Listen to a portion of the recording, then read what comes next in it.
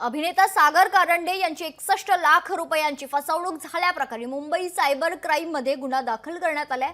या प्रकरणी सागर कारंडे यांना विचारले असता सागर कारंडे नावाचा मी एकटाच नाही, गुगलवर तुम्ही सर्च केलं तर खूप दिसतील असं म्हणत ऑनलाईन फसवणूक झालेला सागर कारंडे आपण नसल्याचं स्पष्ट केलंय।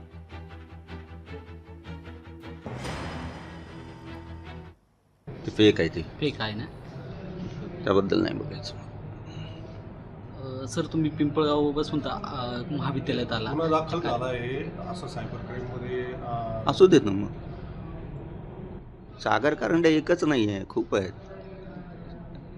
जीमेलवर तुम्ही सर्च केलं तर खूप दिसतील तुम्हाला।